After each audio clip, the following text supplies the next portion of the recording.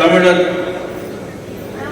அமைச்சகத்திற்கு இந்த அமைச்சகத்திற்கு உத்தரவிட்ட நமது அன்புக்குரிய முதல்வர் இந்த அற்புதமான ஒரு அரங்கை உருவாக்கி அந்த அரங்கிலே சிறப்பான ஒரு சொற்பொழிவை ஏற்கனவே ஆற்றிய அமைந்திருக்கும் அன்புக்குரிய மாண்புமிகு பள்ளிக்கல் அமைச்சர் மகேஷ் பொய்யாமொழி அவர்களுக்கும் பிறக்க ஒரு நாடு பிழைக்க ஒரு நாடு என்ற கலைஞருடைய வசனம் நமக்கெல்லாம் ஒரு மிகப்பெரிய ஆதங்கமாக இருக்கும்.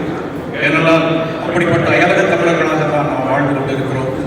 அந்த அயலக தமிழர்களின் ஆதங்கத்தை தீர்க்கும் விதமாகத்தான் நமது முதல்வர் அயலக துறையை உருவாக்கி நமக்காக ஒரு துறையை உருவாக்கி வேர்களை தேடி நம்மையெல்லாம் இங்கே வரவழைத்திருக்கிறார். அவருக்கு நமது நெஞ்சம் நிறைந்த நன்றிகளை சமர்ப்பித்துவிட்டு நான் எனது உரையை தொடங்குகிறேன். முதலாவதாக கற்றலும் கற்பித்தலும் என்பதை பற்றி பேசுவதற்கு முன்பாக 5 நிமிடங்கள் மட்டுமே நான் எடுத்துக்கொள்ள வேண்டும் என்பதற்காக கற்றலை பற்றிய விரிவான சமயத்திற்குள் செல்லவில்லை. இங்கே பல்வேறு நாடுகளைச் சேர்ந்த பெருமக்கள் வந்திருக்கிறார்கள். அவர்கள் தங்களுடைய நாடுகளிலே தமிழை கற்பிப்பதற்காக நிறைய முன்முயற்சிகளை எடுத்திருக்கிறார்கள். அந்த முன்முயற்சிகளுக்காக அவர்கள் எவ்வாறு சிரமப்பட்டிருக்கிறார்கள் என்பதை பற்றியெல்லாம் சொல்வதற்காக வந்திருக்கிறார்கள். ஒரு விஷயத்தை நான் இங்கே உண்மையிலே ஒப்புக்கொள்ள வேண்டும் தோழர்களே, மற்ற நாடுகளை விடவும் வளைகுடா நாடுகளிலே தமிழில் கற்றலும் கற்பித்தலும் எவ்வாறு நிகழ்கின்றன என்பதை பற்றி மட்டும் சுருக்கமாக சொல்லிவிடலாம் என்று நினைக்கிறேன். வளைகுடா நாடுகளை பொறுத்தவரைக்கும் தமிழர்கள் புலம்பெயர்ந்து அங்கே வாழ்ந்தாலும் அங்கே இருப்பவர்களில் கிட்டத்தட்ட 90 விழுக்காட்டினர் தொழிலாளர் பெற்றவர்கள் தான். அந்த நாடுகளை கட்டி எழுப்புவதில் தமிழர்களுடைய நம்முடைய பங்கு மிக பெரும்பான்மையானது என்பது நமக்கு எல்லாம் பெருமை தரக்கூடிய விஷயம் என்றாலும் மீதி இருக்கக்கூடிய 10 விழுக்காட்டினர் மட்டுமே தங்கள் குழந்தைகளோடு வாழக்கூடிய ஒரு சூழல் அங்கே இருக்கிறது. அதிலும் 5 விழுக்காட்டினர் மட்டுமே தங்களது குழந்தைகளை பள்ளி கல்விக்காக அனுப்புகிறார்கள். அதிலே அரிய வகை ஏழைகளை விட்டுவிடலாம். அவர்களுக்கு தமிழோடு எப்போதுமே ஒரு மிகப்பெரிய ஒவ்வாமை இருந்து கொண்டிருக்கிறது. அந்த அரிய வகை ஏழைகளை விட்டுவிட்டால் மீதி இருக்கக்கூடிய தமிழர்கள் தமிழை கற்றுக்கொள்வதற்காக நான் அமெரிக்கத்திலிருந்து வந்தாலுமே கூட வளைகுடா சார்பாகவே பேசுகிறேன். வளைகுடா நாடுகளில் தமிழை கற்பிப்பதற்கான கல்விக்கூடங்கள் மிக குறைவாகவே இருக்கின்றன. குறிப்பாக அமெரிக்கத்தில் தமிழ் கல்வியை கற்பதற்கான பள்ளிகள் என்பவை 25 பள்ளிகள் மட்டுமே இருக்கின்றன. அதிலே என்ன சூழல் என்றால் அங்கே மும்மொழி கொள்கை கடைபிடிக்கப்பட்டுள்ளது. மற்ற நாடுகளிலே 2 மொழி கல்விகள் மட்டும்தான் இருக்கின்றன என்று நினைக்கிறேன். அதை மற்றவர்கள் சொல்வார்கள். சிங்கப்பூர், மலேசியா நாடுகளிலே அந்த ஆட்சி மொழியாக தமிழ் இருப்பதால் அங்கே தமிழை கற்றுக்கொள்வதிலே மிகப்பெரிய சிக்கல் இருக்கும் என்று நம்மால் சொல்ல இயலாது. அமெரிக்காவிலே ஆங்கிலம் மட்டும் இருக்கிறது. ஆகவே தமிழை கற்றுக்கொள்வதிலே அவர்களுக்கு வேறு சிரமங்கள் இருக்காது. ஆனால் வளைகுடா நாடுகளிலே 3 மொழிகளை கற்றாக வேண்டிய கட்டாயம் எங்களுக்கு இருக்கிறது.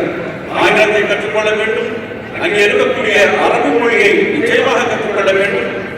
அதுபோக 3வது மொழியை தான் நாம் கற்றுக்கொள்ள வேண்டும் என்று இருக்கக்கூடிய சூழ்நிலையில் அங்கே பெரும்பாலானவர்கள் இந்தியையும் அல்லது மலையாளத்தை ஏற்றுக்கொள்ளக்கூடிய ஒரு சூழ்நிலை இருந்து கொண்டிருக்கிறார்கள். இருக்கக்கூடிய கல்விக்கூடங்கள் இருக்கக்கூடிய எல்லா தமிழர்களுக்கும் தமிழை கற்றுத்தரக்கூடிய அளவிற்கு போதுமானதாக இல்லை. மிகப்பெரிய கல்விக்கூடங்கள் எல்லாம் வடநாட்டவர்கள் கையிலோ அல்லது கேரளத்தவர்கள் கையிலோ இருப்பதால் தமிழ்நாட்டு குழந்தைகள் தமிழை விரும்பி கற்றுக்கொள்ளக்கூடிய ஒரு சூழல் இல்லை என்ற வருத்தமான செய்தியை இங்கே பதிவு செய்து கொள்ள பள்ளி கல்வித்துறையினுடைய அமைச்சர் அவருக்கு மிக முக்கியமான பணி இருந்த போது கூட 2 நிமிடங்கள் எனது பேச்சை கேட்க வேண்டும் என்று நான் அவரை தாழ்மையோடு கேட்டுக்கொண்டேன். மிகப்பெரிய கல்விக்கூடங்களிலே தமிழை கற்றுக் கொள்வதற்கான ஒரு வாய்ப்பு என்னவாக இருக்கும் என்பதை பள்ளி கல்வித்துறை ஆய்வு செய்ய வேண்டும் என்று மிகுந்த தாழ்மையோடு கேட்டுக்கொள்கிறேன். அதே போலவே அப்படி என்றால் இப்படிதான் தமிழர்கள் தமிழை கற்றுக்கொள்வது என்றால் தன்னார்வ குழுக்கள் பெற்றோர்கள் சிறு சிறு குழுக்களாக கூடி அந்த குழுக்கள் வழியாக குழந்தைகளுக்கு தமிழை கற்றுத்தரக்கூடிய ஒரு சூழல் இருக்கிறது. தமிழறிவோம், அன்னை தமிழறிவோம் என்று பல்வேறு குழுக்கள் இயங்கிக் கொண்டிருக்கிறார்கள். எல்லாம் சிறு சிறு குழுக்களாக ஒவ்வொரு குழுக்களிலும் 20 மாணவர்கள். அவர்களுக்கு ஒரு பாடத்திட்டம் இல்லை. அந்த பாடத்திட்டத்தை முழுமையாக கற்றுக் கொடுப்பதற்கான வாய்ப்பும் அங்கே அவர்களுக்கு இல்லை. அப்படி என்றால் என்ன செய்ய இயலும்? இப்போது கோவிட் வந்ததற்கு பிறகு இணைய கல்வி என்பது மிக நெருக்கமாகிவிட்டது. இந்த இணைய கல்வியை கற்றுக்கொள்வதற்கான ஒரே வாய்ப்பாக இருக்கிறது இணைய தமிழ் கல்விக் கழகம். இந்த இணைய தமிழ் கல்விக் கழகத்திற்கு நான் ஒரு மிகப்பெரிய வேண்டுகோளை வைக்கிறேன். அவர்கள் 5 பருவங்களாக சான்றிதழ்களை வழங்குகிறார்கள். அவர்களுடைய பாடத்திட்டங்களை நான் வாசித்தேன். முதல் பருவ நிலை மிக இலப்பாக இருக்கிறது, வண்ணமயமாக இருக்கிறது.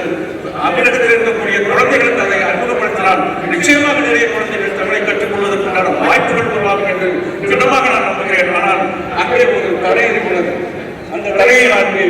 கேட்டுக்கொள்கிறேன். அதாவது அங்கே இருக்கக்கூடிய குழந்தைகள் சான்றிதழை பெற்றுக்கொள்ள வேண்டுமே ஆனால் அவர்கள் ஒரு தேர்வு எழுத வேண்டியிருக்கிறது.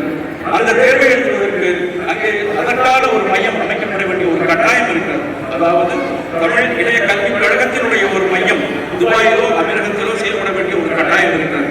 அந்த மையத்தின் வழியாகத்தான் நீங்கள் தேர்வை எழுத முடியும் என்ற ஒரு கட்டாயம் இருக்கிறது. அங்கிருக்கக்கூடிய கடுமையான சட்ட திட்டங்களை வைத்துக் கொண்டு அங்கே ஒரு மையம் அமைத்து செயல்படுவது என்பது மிகுந்த பொருட்செலவு இருக்கக்கூடிய ஒரு விஷயம். ஆகவே நாங்கள் அதோடு மட்டுமல்லாமல் கற்பிக்கக்கூடிய ஆசிரியர்களும் கூட தேர்ச்சி பெற்றவர்களாக பயிற்றுவிக்கப்பட்ட ஆசிரியர்களாக இருக்க வேண்டும் என்ற ஒரு நிபந்தனையும் வைக்கப்பட்டிருக்கிறது. ஆகவே நான் இந்த தருணத்தில் நான் உங்களிடம் அன்போடு கேட்டுக்கொள்வதெல்லாம் இந்த நிபந்தனைகளை சற்றே தளர்த்தினார். உதாரணமாக பயிற்சி பெற்ற ஆசிரியர்கள் தான் பயிற்றுவிக்க வேண்டும் என்ற நிலையை சற்றே தளர்த்தினார். பொதுவாக தமிழறிந்த பெற்றோர்கள் தங்கள் குழந்தைகளுக்கு ஒரு மையத்தின் வழியாக அல்லது பல்வேறு மையங்களின் தன்னார்வ குழுக்களாக தங்களது கல்வியை கற்றுத்தருவதற்கான வாய்ப்பை பாடத்திட்டங்கள் எளிதாக இருக்கின்றன. ஆனால் அதை கற்றுக்கொள்வதற்கான நிபந்தனைகளிலிருந்து நாம் சற்றே விளக்க வேண்டும் என்று நான் அன்போடு கேட்டுக்கொள்கிறேன். ஒரு வேண்டுகோளாக தமிழர்களின் சார்பாக கேட்டுக்கொள்கிறேன். அதே போலவே தேர்வு நடத்தும் போதும் அவர்கள் அந்த மையங்களில் சென்றுதான் எழுத வேண்டும் என்ற நிலை இருக்கிறது. மையங்களே உருவாகாத நிலை இருக்கும் போது எவ்வாறு அந்த மையத்தில் சென்று அந்த குழந்தைகள் தேர்வு எழுதுவார்கள் என்பது ஒரு கேள்வி. இந்த நடைமுறை சிக்கல்களை எல்லாம் கடைபிடிப்பை ஆனால் தொலைவிலாக இருக்கக்கூடிய தமிழர்களும் நிச்சயமாக தங்கள் குழந்தைகளை தமிழ் கல்வி கற்பதற்காக வெகுவாயாக அழைத்து வருவார்கள். சிறு சிறு குழுக்களாக இருப்பவர்கள் எல்லாம் தமிழ் இளைய கல்விக் கழகத்தில் தங்களுடைய கல்வியை கற்பதற்கான வாய்ப்பு அதன் மூலமாக உருவாகும். அப்படி ஒரு சூழல் உருவாக்கும் போது தமிழ் நிச்சயம் வெல்லும் என்று கூறி எனது உரையை நிறைவு செய்கிறேன். நன்றி, வணக்கம்.